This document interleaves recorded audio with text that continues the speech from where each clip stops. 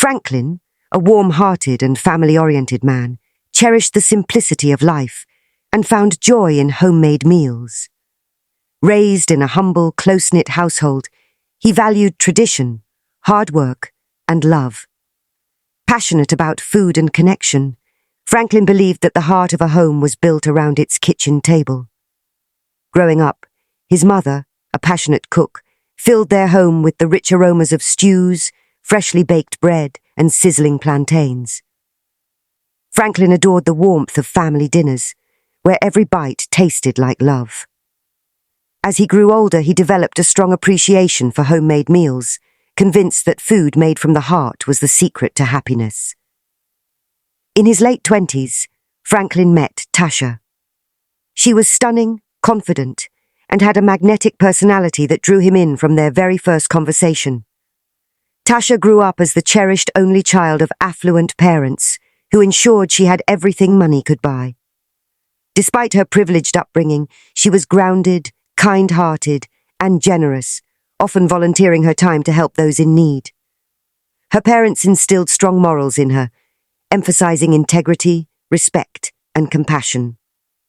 However, cooking was never a priority in her world. Meals were prepared by professional chefs or enjoyed in fine restaurants. Tasha appreciated good food, but saw the kitchen as foreign territory. While she valued tradition, her lack of culinary experience stemmed from a lifestyle where convenience always trumped practicality. Despite knowing her inability to cook, Franklin didn't think much of it at first. He was in love, and he believed everything would work itself out. They hit it off instantly, bonding over their shared dreams and love for adventure. Their wedding was a grand celebration, filled with joy and excitement. Franklin assumed he could teach Tasha how to cook after they settled into married life. He imagined cozy evenings in the kitchen, teaching her how to make his mother's famous jollof rice or her signature pepper soup. But reality hit hard. At first, Franklin tried to ignore it. He knew Tasha couldn't cook, but he thought her other qualities, her kindness, charm, and moral compass, would compensate for what the kitchen lacked. However, as the months turned into a year, the cracks began to show. Franklin had always believed that food was more than sustenance. It was an expression of love and effort. He longed for the comforting taste of homemade meals, but their fridge was always stocked with prepackaged foods and take-out leftovers. Tasha, on the other hand, remained uninterested in learning to cook. She saw no issue with their arrangement. After all, they could afford the best restaurants and gourmet delivery services. Gradually, their home became a place of pain and bitterness. It began with small comments during dinner. "This is good," Franklin said, pushing a forkful of pasta around his plate. "But it's not the same as home-cooked food." Tasha shrugged, sipping her wine. "Why stress over cooking when we can have the best chefs in town make it for us? It's practical." Franklin forced a smile, hoping she'd catch his hint. She didn't. Franklin tried his best to accept his fate because of the love he has for Tasha, but on their second anniversary dinner, Franklin had been working long hours on a high-profile architectural project, and stress was wearing him thin. He arrived home late, expecting at least an attempt at a special dinner, only to find Tasha lounging on the couch, scrolling through her phone. A stack of delivery bags sat on the kitchen counter. "You ordered takeout again?" Franklin asked, his voice tight. Tasha glanced up, puzzled by his tone. "Of course, it's our anniversary. I got your favorite Thai curry." Franklin dropped his briefcase. "Do you even care about how I feel? I come home every day hoping for a little piece of what I grew up with, and you can't even try to cook a meal." Her expression hardened. "What's the big deal, Franklin? It's just food. We're busy people. I don't see why this matters so much to you." "It's not just food, Tasha. It's an effort. It's showing me you care about the things I value. You don't even want to try." The argument spiraled from there. Franklin accused Tasha of being dismissive of his feelings, while Tasha accused Franklin of being stuck in old-fashioned traditions. Over the next few weeks, the tension in their home grew palpable. Franklin began spending more time at work and visiting his friend Mike, where he could enjoy homemade meals by Mike's wife, Cassandra. Mike was Franklin's witty, outspoken best friend and colleague, always ready with advice and unfiltered opinions. "Frank, my guy," Mike had said during a casual hangout, flipping burgers on the grill. "A woman who doesn't cook is like a car without wheels. Looks good, but where's it taking you?" Franklin laughed it off. "Not everyone needs to cook, Mike. It's about connection, not the kitchen." Mike raised an eyebrow, smirking. "Connection's great, but when you're hungry, love won't saute onions for you, bro." Meanwhile, Tasha withdrew into her own world, burying herself in her work and social events, not even worried about the development in her home. One evening, Franklin came home to find Tasha hosting a dinner party. She had hired a private chef to cater the event, and while the guests raved about the food, Franklin sat in silence, his frustration bubbling under the surface. After the guests left, he confronted her. "Do you even see what's happening to us? This isn't about cooking anymore, Tasha.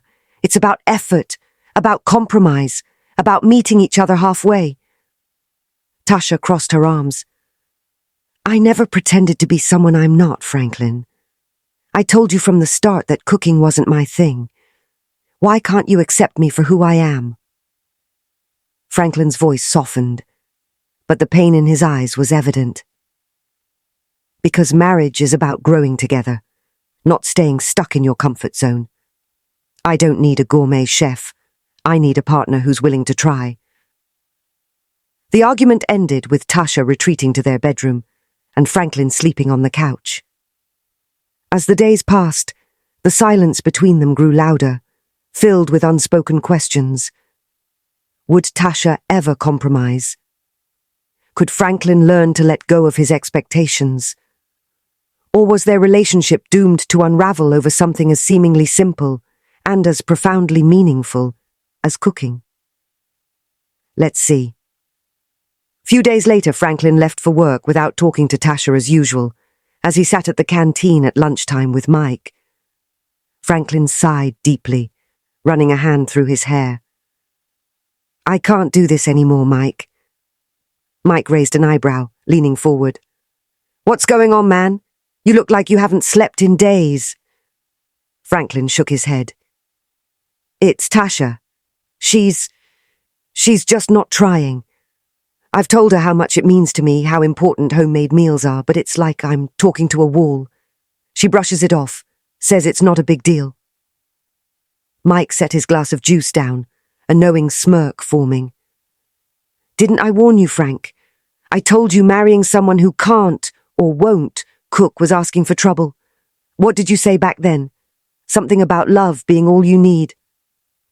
Franklin groaned, leaning back in his chair. "I thought it wouldn't matter. I thought I could overlook it, but it's not just about the food anymore. It's about the effort, Mike. She doesn't even want to meet me halfway." Mike crossed his arms, his tone softening slightly. "I get it, man. It's not the food, it's the principle. You're feeling unappreciated. But let me ask you this. How long are you going to put up with it?" Franklin looked up, conflicted. "I love her. I don't want to give up on our marriage. But it's like we're living in two different worlds." Mike leaned closer, his voice dropping to a conspiratorial whisper.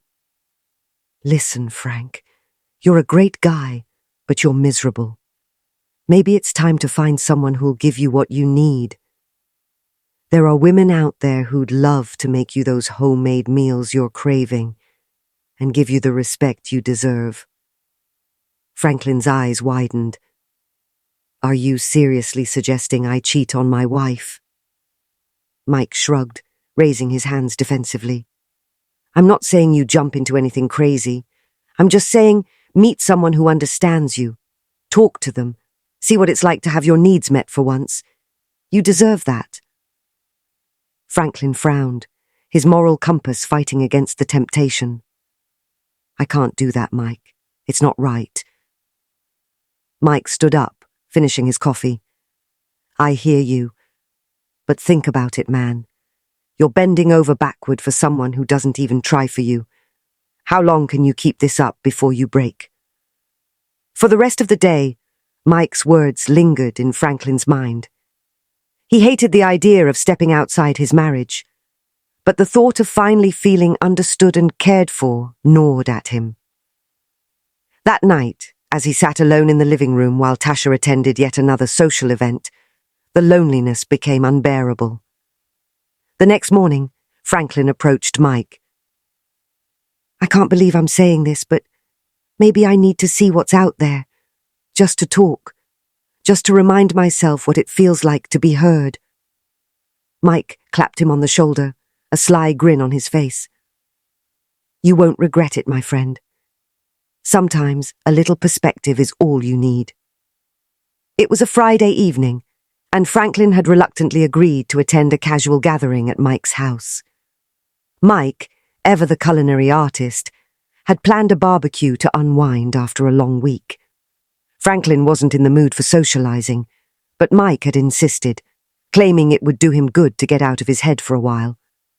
As Franklin arrived, he was greeted by the inviting smell of grilled meats and the soft hum of laughter from the backyard. Mike was at the grill, flipping burgers with his usual flair, when he spotted Franklin. Frank, you made it! Mike called, waving a spatula. Franklin managed a half-hearted smile and grabbed a beer from the cooler. As he settled into a chair near the grill, he noticed a woman across the yard, chatting animatedly with a group of guests. She had a radiant smile, and her laugh was warm and infectious.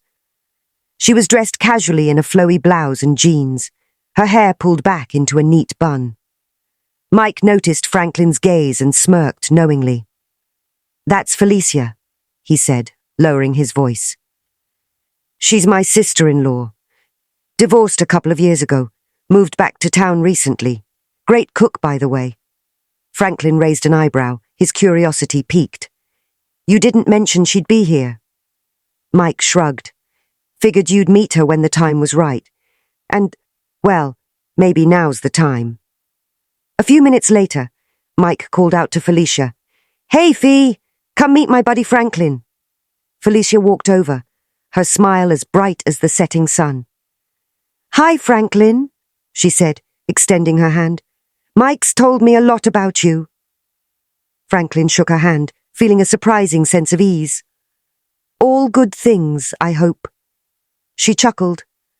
Mostly. He did mention you're an architect. That's impressive. Mike, ever the instigator, handed Felicia a plate.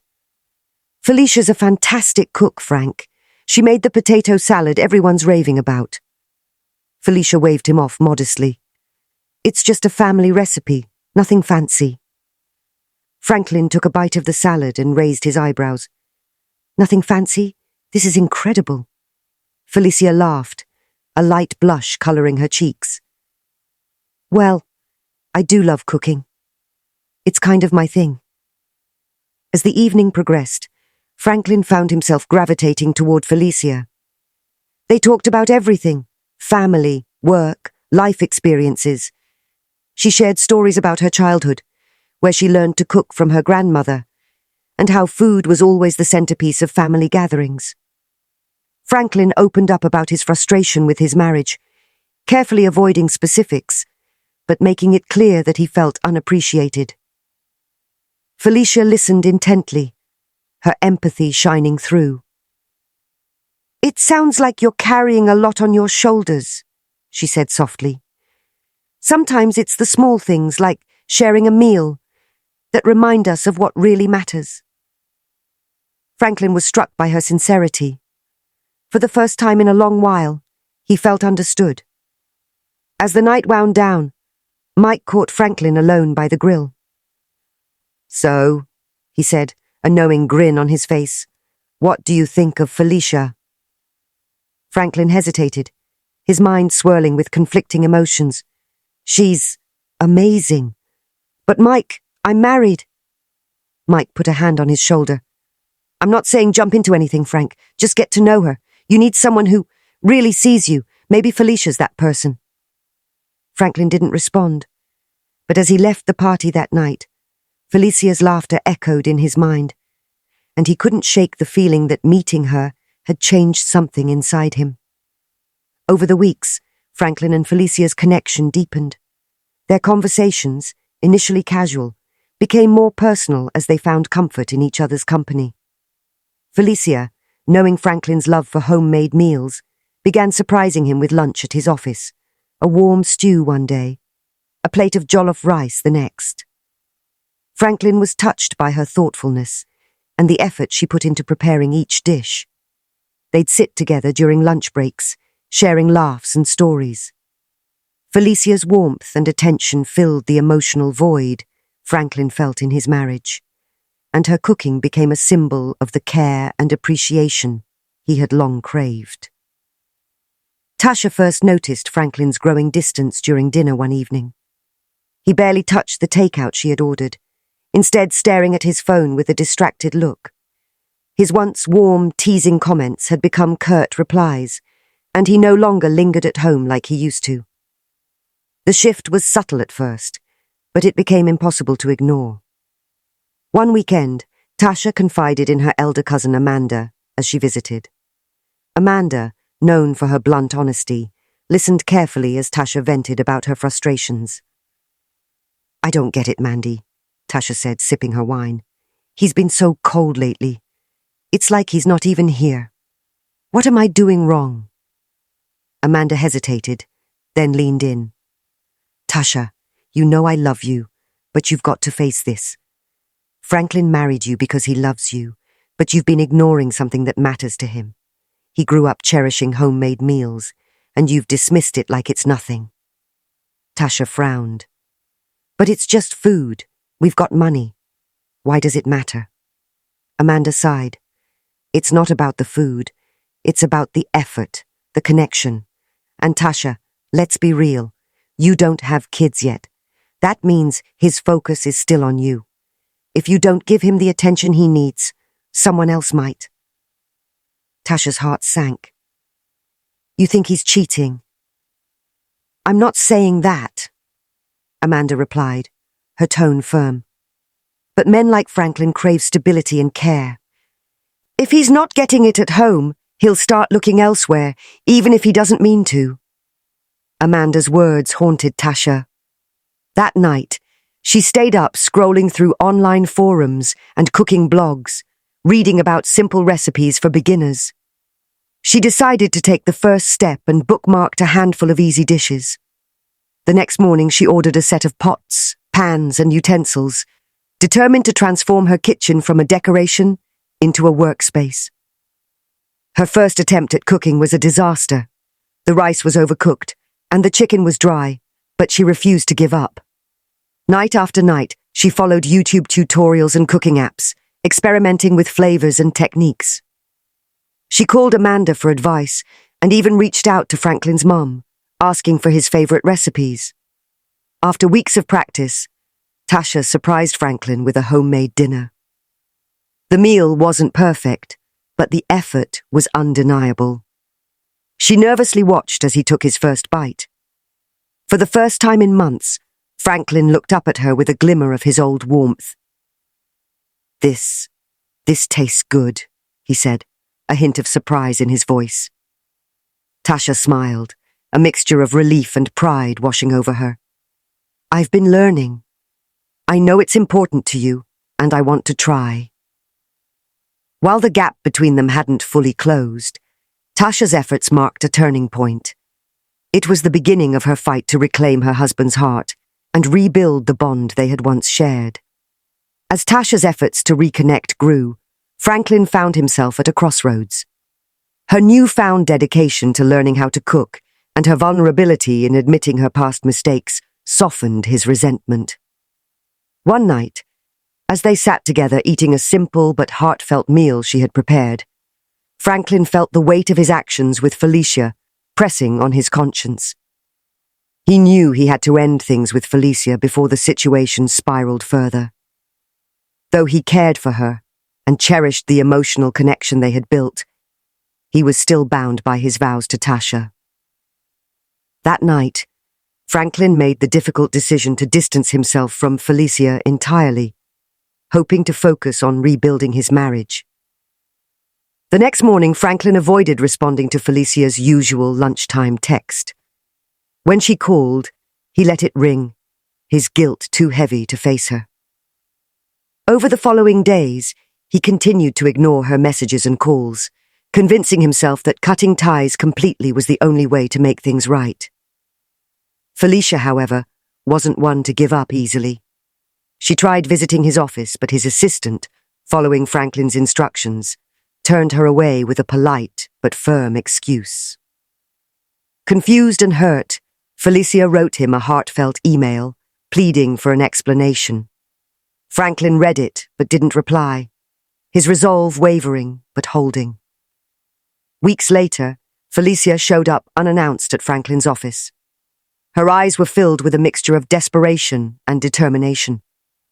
Franklin was startled, but reluctantly agreed to see her. "What's going on, Felicia?" he asked, trying to keep his tone neutral. She took a deep breath, her voice trembling. "Franklin, I'm pregnant." The words hit him like a punch to the chest. He sank into his chair, his mind racing. "Pregnant," he repeated, his voice barely above a whisper. Felicia nodded, her eyes glistening with unshed tears. "I found out a few weeks ago. I tried reaching you, but you shut me out." Franklin ran a hand over his face, his emotions a storm of guilt, fear, and confusion. "Felicia, this complicates everything." "I know," she said, her voice firm despite her shaking hands. "But I'm not getting rid of this baby, Franklin. I'm keeping it, whether you like it or not, so you better do the needful," she said, as she left the office in anger, leaving Franklin in confusion. Franklin refused talking to Mike about it, as he was the architect of everything from the start. Felicia, frustrated by Franklin's silence and avoidance, decided to confront him one last time. She met him outside his office, her tone resolute and eyes blazing with determination. "Franklin," she said firmly, "I'm done waiting for you to step up. If you won't take responsibility for this baby, I will have no choice but to tell Tasha everything." Franklin froze, panic creeping into his voice. "Felicia, please, don't do this. I'm trying to figure things out." Felicia crossed her arms. "Figure it out fast, Franklin. Either you be a father to this child or even marry me, or Tasha hears the truth." With Felicia's ultimatum hanging over his head and Tasha trying to rebuild their bond, will Franklin choose to come clean and face the consequences? Or will he risk losing everything to keep his secret buried? Watch out for part 2. Please subscribe and turn on your notification button to be the first to know.